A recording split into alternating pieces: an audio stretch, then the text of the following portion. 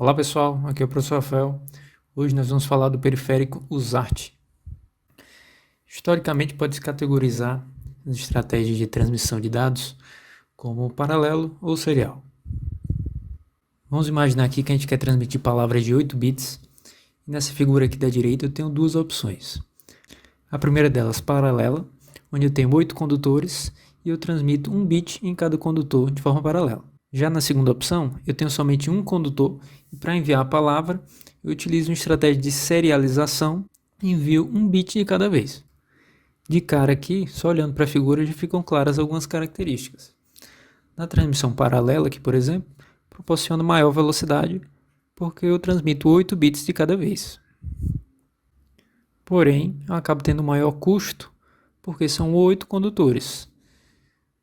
Já na transmissão serial, eu preciso enviar 1 bit de cada vez, porém gasto menos porque é só um fio. Outro detalhe é que além do custo mais elevado, a transmissão em paralelo está mais suscetível a ruídos. Isso porque são vários condutores com resistências e capacitâncias induzidas diferentes. Isso pode dar problema. Já a transmissão serial, como é só um condutor, está menos susceptível. De modo geral, transmissões em paralelo são utilizadas quando as distâncias são bem curtas, por exemplo, numa placa de circuito ou então até dentro de um chip. E a comunicação serial é mais empregada para distâncias longas, como por exemplo a Ethernet. A gente vai estudar nessa aula o periférico USART, é talvez um dos mais famosos aí disponíveis para comunicação serial. Esse protocolo possibilita uma transmissão de dados síncrona ou assíncrona. É uma interface full duplex. Isso quer dizer que sou capaz de transmitir e receber simultaneamente. Tenho dois canais aqui. Por exemplo, aqui nessa figura, posso transmitir por aqui enquanto eu estou recebendo por aqui. E nesse caso eu tenho a opção de sincronizar através de um clock externo, compartilhado aqui pelos dois, ou a transmissão assíncrona, onde cada um gera seu próprio clock. Essas duas caixinhas aqui, elas estão exemplificando qualquer equipamento que possua a interface USART. Aqui pode ser, por exemplo, um microcontrolador, uma VR, e aqui um PC, ou dois PCs, dois microcontroladores de marcas diferentes, dois equipamentos quaisquer que tenham a interface USART. Bom, então a ideia da comunicação serial é que os dados sejam fatiados, divididos em pequenos pedaços, para que eles possam ser enviados um pedacinho de cada vez, mais especificamente 1 bit por vez. Mas como é que esses dados são organizados? Porque se eu simplesmente pegar todos os dados que eu quero enviar, separá-los bit a bit e sair enviando de um por um, isso vai ficar muito suscetível a erro. Porque se, por exemplo, um dos dados se perder no meio do caminho, o meu receptor não vai ter como identificar isso. Então, no caso da comunicação USART, os dados são empacotados num frame desse tipo aqui. Os dados propriamente ditos estão aqui no meio e existem alguns bits de sincronismo e de start-stop, assim como de detecção de erro, que a gente vai ver aqui agora. Vou imaginar aqui que eu tenho dois dispositivos. Esse aqui eu vou chamar de micro 1, esse aqui micro 2, e eu estou enviando um determinado dado desse micro para esse. O padrão USART permite enviar a palavra de 5 até 9 bits em um frame só. E esse frame segue o seguinte padrão. Primeiramente, quando não está sendo enviado nada, o nível lógico do barramento ele fica sempre em nível alto, nível 1, que está representado aqui por idle, que é o barramento ocioso. Quando ninguém está transmitindo nada, ele fica em 1. Assim que é iniciada uma transmissão, o barramento é jogado para 0, bem aqui, e esse bit aqui é denominado de start bit. Então o barramento aqui está em 1, quando esse cara aqui quer iniciar uma transmissão, ele joga para 0. Daí quando o receptor percebe essa mudança, ele já entende que está chegando a mensagem. O dado ele pode ser configurado uma palavra de 5 até 9 bits, lembrando que deve ser previamente configurado nos dois dispositivos de forma igual. Então aqui eu vou enviar um dado qualquer aqui, envio um dado de 7 bits, em seguida tem o bit de paridade, e por fim de 1 a 2 bits em nível alto para indicar que a transmissão finalizou-se. Depois do frame completo, pode-se inicializar um novo frame com um novo start bit, ou então o barramento pode ir para 1, voltando para o estado ocioso inicial. Como tanto o transmissor como o receptor estão esperando um pacote nesse mesmo formato, então caso a frequência de amostragem aqui seja a mesma, gerada localmente em cada um deles, é possível fazer essa comunicação com apenas um fio e a referência. Vamos agora para dois exemplos com configurações diferentes, para a gente entender aqui na prática como funciona. O barramento está ocioso aqui em nível 1. Assim que ocorrer uma borda de descida, é iniciada a transmissão. Nesse caso aqui eu quero enviar esse dado 6F em hexa, pacotes de 8 bits, sem paridade e com um stop bit. A convenção é que primeiro vem o bit menos significativo, então aqui está o F e o 6, os bits estão do menos significativo até o mais significativo. São 8 bits de dados, sem paridade, então já vai direto para o stop bit, que é nesse caso aqui 1, e entra novamente em idle. Aqui era para ser para cima, ignora isso aqui. Já no exemplo B, eu quero transmitir esse dado aqui, um pacote de 6 bits, paridade ímpar e 2 stop bits. Então tá lá, ocioso, iniciou a transmissão, depois os bits menos significativos do dado, esse daqui é 5, olhando daqui para lá, e aqui 0. Lembrando que são só 6 bits aqui nesse caso, pré-configurado assim. Em seguida o bit de paridade e 2 stop bits. Caso o paramento permaneça em idle, então isso aqui teria que ser assim. Aqui está errado. Bom, eu falei aqui em bit de paridade, mas o que é isso aí? É um artifício muito interessante aqui, utilizado para checagem de erro. A ideia aqui é muito simples. É adicionado um bit de paridade aqui nessa posição, para que a quantidade de uns aqui no pacote seja par ou então ímpar. Nesse caso aqui eu quero paridade ímpar. Então o número total de bits daqui até aqui tem que ser ímpar. Como eu tenho só 2 bits 1 aqui, então para essa conta se tornar ímpar, eu tenho que adicionar 1 aqui. Ficaram 3 números 1 daqui para cá, se caracterizou paridade ímpar. Se fosse paridade par, por exemplo, então isso aqui teria que vir para 0, para que a quantidade total de uns daqui para cá fosse par, nesse caso 2. Mas para que serve isso? Bom, vamos imaginar que eu enviei esse pacote aqui, e o meu receptor, ele não tem ideia se esse pacote chegou certo ou errado. Então o que é que o receptor ele pode fazer? Ele pode contar a quantidade de uns daqui até aqui, e sabendo de antemão que a paridade enviada foi ímpar, ele pode conferir. Se contando a quantidade de uns daqui para cá der um número ímpar, isso quer dizer que provavelmente o pacote chegou de forma correta. Mas se eu contar a quantidade de uns e der par, é porque certamente ocorreu um erro por aí. Então se no momento da transmissão, esse bit aqui, por algum ruído ou alguma coisa do tipo, ele foi invertido aqui e virou 1. Então quando o receptor fizer a checagem, ele vai contar a quantidade de uns e vai ver que deu 4.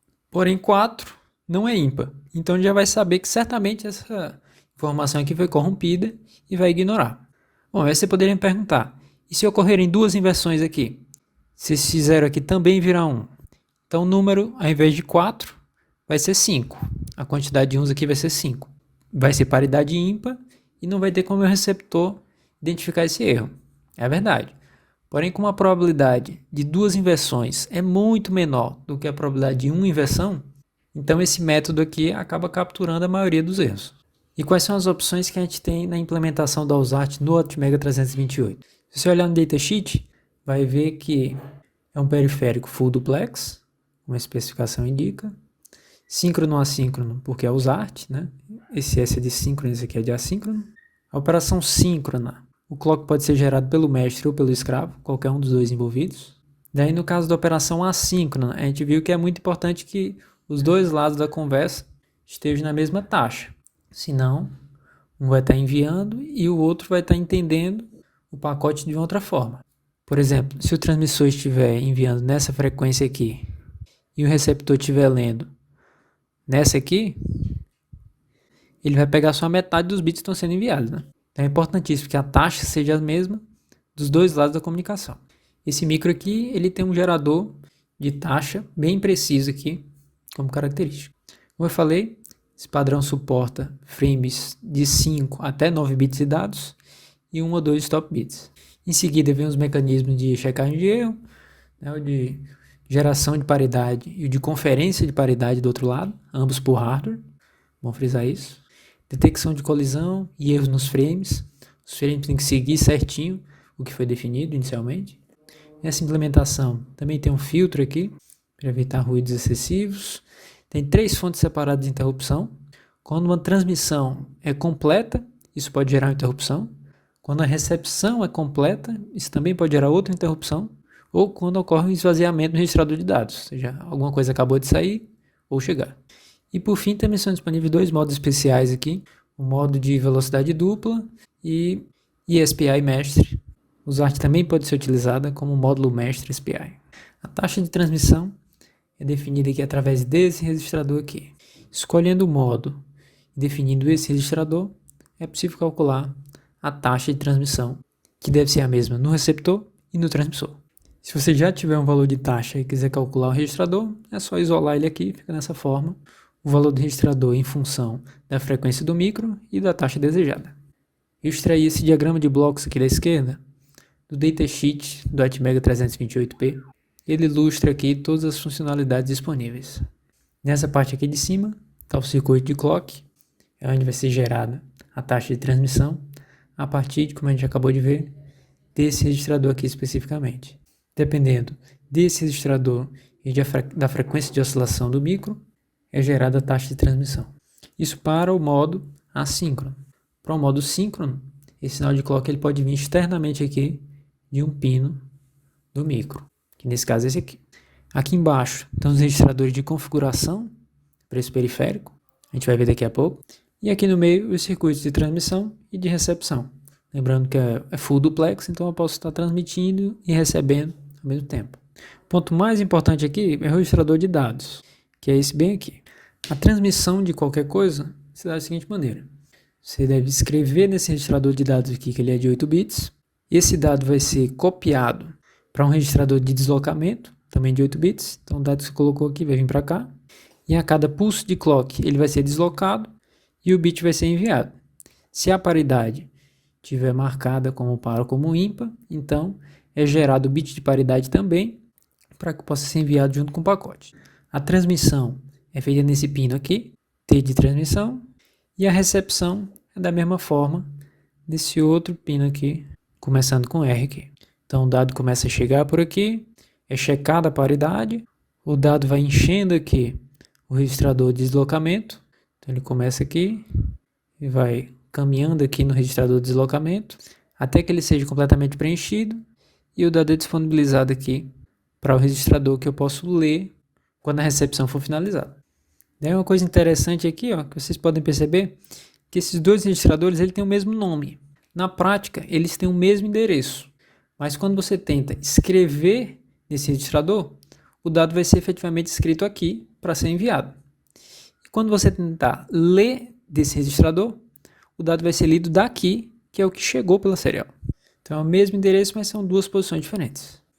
Então, para trafegar algum dado pela serial, você precisa que a taxa de transmissão esteja configurada da mesma forma, se for do modo assíncrono. Se for do modo síncrono, você precisa de um fio conectando os dois. E todas as outras configurações de pacote têm que estar as mesmas também no receptor e no transmissor. Essas configurações são feitas nesses registradores aqui que a gente vai ver agora. Daí, para enviar alguma coisa, basta escrever nesse registrador que o dado vai ser enviado. E para ler alguma coisa que foi recebida, é só ler desse registrador. Aproveitando aqui para comentar, o modo assíncrono ele acaba sendo mais usado porque você economiza um dos condutores, né? Você vai precisar de dois fios e assumindo que eu tenho dois geradores de clock aqui e aqui, eu não preciso desse fio aqui para sincronizá-los, economizando aí em cabo. Então vamos lá ver em detalhes cada um desses registradores. O primeiro deles é o registrador de dados, que a gente acabou de ver, que na prática são dois registradores diferentes com o mesmo nome, mas tem aquela particularidade. Quando eu tentar escrever nesse registrador, ele vai escrever nessa posição aqui, para que esse dado possa ser enviado. E quando eu tentar ler desse registrador, ele vai ler dessa outra posição, que é o que foi recebido. E por fim, os três registradores de configuração. O primeiro deles é o registrador A, onde são utilizados todos os 8 bits. Os dois primeiros bits são para indicar que ocorreu uma recepção ou então uma transmissão. Quando a recepção é completa, esse bit aqui vai para 1, e quando a transmissão é completa, esse bit também vai para 1. Já esse terceiro bit, ele indica que o registrador de dados está vazio. Esse registrador ele vai ficar vazio em duas situações. Quando um dado chegou e foi lido, ele é apagado, para que possa chegar ao próximo. Ou quando o dado foi transmitido com sucesso. Ele também é apagado para que eu possa escrever um próximo dado e ser enviado novamente. O bit 4 ele é setado quando ocorre um erro de frame. Por exemplo, se você não enviar um stop bit. Já esse bit 3 indica um erro de recepção quando o registrador de entrada está cheio e chega mais um bit. Então ele não tem para onde ir e ocorre esse erro. O erro de paridade, quando o bit de paridade calculado é diferente do bit que veio no pacote, quer dizer que provavelmente o pacote foi corrompido. E 2 bits aqui de configuração, de velocidade dobrada e de modo multiprocessador. Agora no registrador B, a gente pode habilitar ou desabilitar aquelas 3 fontes de interrupção. Uma interrupção quando chega alguma coisa pela serial, quando eu termino de enviar, ou então quando o registrador de dados está vazio. Esses 2 bits aqui são efetivamente para habilitar ou desabilitar a transmissão e a recepção em si, que eu habilito a recepção, aqui eu habilito a transmissão, e esses 3 últimos aqui estão relacionados a quando o pacote de dados tem 9 bits. Esse bit aqui, em conjunto com outros 2, vai sinalizar essa condição de 9 bits, e esse de 2 bits aqui pega justamente o 9º bit. Como o registrador de dados tem 8 bits, então para capturar 9 bits, eu preciso armazenar esse que sobra em algum lugar, que é justamente aqui. Aqui na recepção e aqui na transmissão. O último registrador de configuração, o C, é responsável pela seleção do modo. Esses 2 bits aqui indicam se é assíncrono, síncrono ou então SPI mestre. A quantidade de stop bits, pode ser 1 ou 2. E a questão da paridade. Posso estar desabilitado, sem paridade, com paridade par ou paridade ímpar. Já os bits menos significativos, esses 2 aqui exatamente, em conjunto com o bit do registrador B, aquele que a gente viu lá da questão do 9º bit, indicam o tamanho dos caracteres. Os caracteres de dados podem ser de 5 até 9 bits. Perceba aqui que de 5 a 8, eu só preciso desses 2 bits aqui. Já se eu quiser uma palavra de 9 bits, preciso habilitar esse 1 aqui para indicar isso. Já o bit menos significativo do registrador C serve para indicar se é borda de subida ou borda de descida do clock no modo síncrono. Por fim, está aí a repetição desse registrador que a gente já viu lá no início, que é onde fica armazenado o valor de contagem para gerar a taxa de transmissão em bits por segundo. Um valor bastante comum desse aqui, por exemplo, é 9.600 bits por segundo, taxa padrão aí do Arduino. Esses pinos que a gente tanto falou até agora, no Atmega 328 são esses daqui. O pino de recepção da UART é o PD0, o pino de transmissão é o PD1 e o pino opcional de clock, se estiver operando no modo síncrono, é o PD4. Então aqui, se por exemplo eu quisesse comunicar entre 2 micros iguais, eu poderia ligar o TX de um no RX do outro. No modo assíncrono só precisaria disso, no modo síncrono teria que ligar também o clock.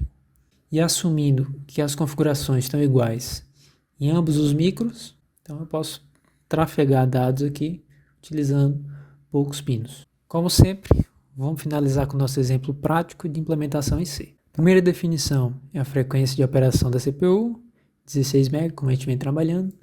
Nesse caso eu quero que a taxa de transmissão seja de 9.600 bits por segundo. De acordo com essa fórmula aqui, trabalhando no modo normal assíncrono, é isso aqui. A frequência de oscilação dividido por 16, dividido pela taxa que eu quero menos 1. Eu já fiz esse define aqui para facilitar os cálculos, caso eu queira mudar aqui, por exemplo, a taxa. Daí, para facilitar o reuso de vocês, eu defini essa função aqui de inicialização, que vai conter o valor de todos os registradores aqui de configuração.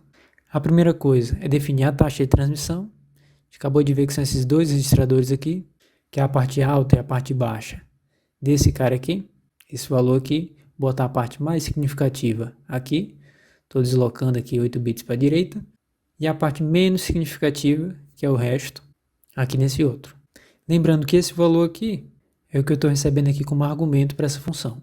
Então a função de inicialização, eu espero receber o valor do registrador que indica a taxa de transmissão. As outras 2 configurações mais básicas possíveis aqui que eu preciso fazer é habilitar a transmissão e a recepção, com esses 2 bits aqui do registrador B, ajustar o tamanho do pacote de dados, que nesse caso aqui é 8 bits, esse 1 aqui está indicando isso, e 2 bits para stop eu configuro nesse binário aqui. Chamando essa função de inicialização, e em seguida eu defini 2 funções, uma para transmissão e outra para recepção de dados. A função de transmissão recebe como argumento o dado a ser transmitido, pode ser nesse caso de 5 até 8 bits, com 9 bits a função fica diferente, Lembrando que a gente configurou aqui para 8 bits. E para transmitir, a única coisa que preciso fazer é pegar esse dado e jogar nesse registrador aqui. Para garantir que nenhum outro dado já esteja sendo transmitido naquele momento, então eu fico travado aqui nesse while até que o registrador esteja limpo para que eu possa escrever um novo valor nele. Já a função de recepção é ao contrário. Não tem argumento nenhum, mas ela retorna o dado que recebeu pela serial. Então ela está retornando aqui esse registrador e para garantir que ele não vai estar vazio, esse while aqui, eu espero o dado terminar de ser recebido. Quando o dado terminar de ser recebido, eu retorno o valor dele.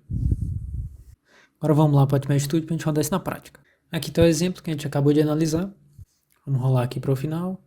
Tem a função de inicialização da USART, a função para transmissão, que é escrita nesse registrador, a função para recepção, que é a leitura desse mesmo registrador, e aqui está o main. A primeira coisa que eu fiz foi chamar a função de inicialização da USART, e aqui para ilustrar, eu estou enviando uma série de caracteres intercalados com delay de 200 milissegundos. Cada caractere desse aqui tem 8 bits, e se a gente conseguir decodificar essa informação lá do outro lado, a gente vai poder retornar isso e visualizar em algum lugar. Aqui no simulador, já é disponibilizada uma ferramenta para visualização dos dados que estão sendo enviados ou recebidos pela UART. Se você vier aqui no botão direito e clicar em Open Serial Monitor, vai aparecer uma janelinha aqui embaixo, onde é possível visualizar o que está chegando no micro e o que está saindo do micro. Esse simulador ainda possibilita que você envie alguma coisa para o micro através dessa caixa de texto aqui. Então, o que você digitar aqui e apertar Enter vai ser enviado para o micro, e o que o micro enviar para você vai aparecer nessa janelinha aqui. Bem aqui fica registrado todos os comandos que foram enviados para o micro e aqui o que foi recebido. Você ainda pode selecionar se quer a visualização em ASCII ou então o valor de fato em hexa do que está trafegando. Então, voltando aqui rapidinho para o código, esse código aqui ele vai estar transmitindo cada um desses caracteres aqui na sequência, intercalados com 200 milissegundos de delay, indefinidamente. Então, quando a gente startar aqui, é justamente o que está acontecendo. Lembrando aqui que a gente não está configurando porque esse é um ambiente simulado, mas aqui do lado do PC você teria que fazer as mesmas configurações da USART lá do lado do micro. Ou seja, o tamanho dos dados tem que ser o mesmo, a taxa tem que ser a mesma, quantidade de stop bits também, e assim por diante. No caso aqui fica transparente, mas poderia imaginar que tem dois cabos aqui saindo do emissor e do receptor, do micro para o PC, para que as informações possam ser transmitidas em ambos os sentidos. Bom, agora vamos editar esse programa aqui para ele ficar um pouco mais interessante. A primeira coisa que a gente vai fazer é comentar isso aqui e descomentar isso. Isso vai me gerar um eco na transmissão. O que eu estou fazendo aqui é o seguinte: tudo que eu receber, eu estou retransmitindo. Como eu estou programando aqui o micro, então tudo que eu enviar do computador para o micro, ele vai ler e retransmitir para mim. Recarregando aqui. Então tudo que eu escrever, teste por exemplo, na hora que eu enviar, o micro vai retransmitir para mim. Aqui está o que eu enviei do PC para o meu controlador. Ele rapidamente retransmitiu de volta. Eu visualizei aqui. Mas percebam que essa estratégia ela não é tão interessante, porque o micro fica parado esperando que chegue algum dado. Ele fica travado aqui nesse while até que um dado seja recebido para que o fluxo possa continuar. Mas enquanto não chegar nada, eu não posso executar mais nenhuma atividade. Da mesma forma que a gente fez lá com os botões, esse problema pode ser contornado utilizando interrupções. Existem aquelas 3 fontes de interrupção na USART.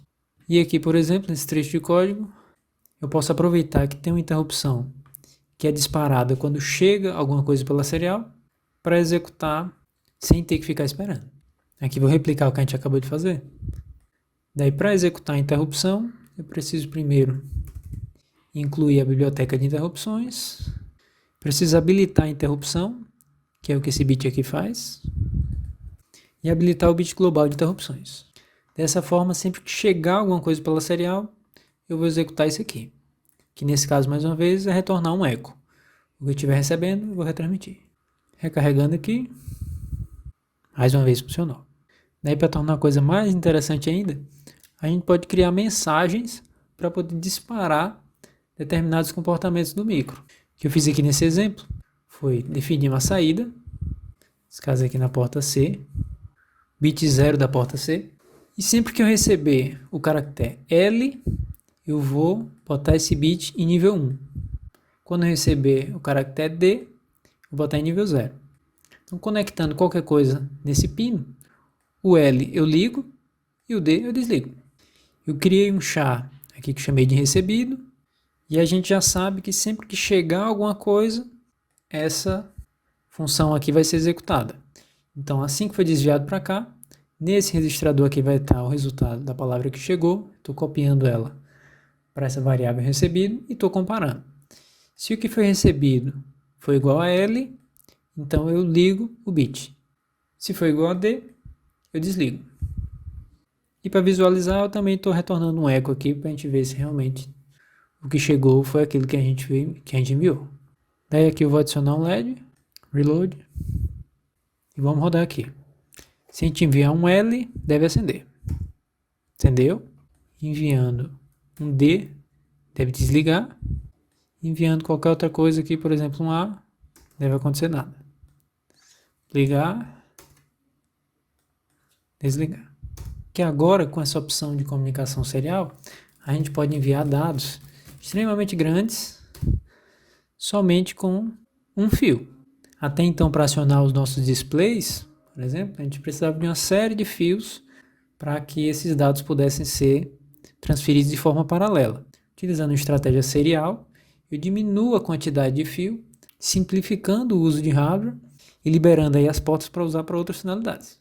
No próximo vídeo, vocês vão ver como usar esse display serial aqui, onde é possível escrever uma série de informações praticamente com um só pino. O exemplo 2 a gente já fez, que era a questão das interrupções, que era que tinha que incluir lá no código para habilitar as interrupções. As referências, isso conclui a aula de hoje. Até mais, pessoal.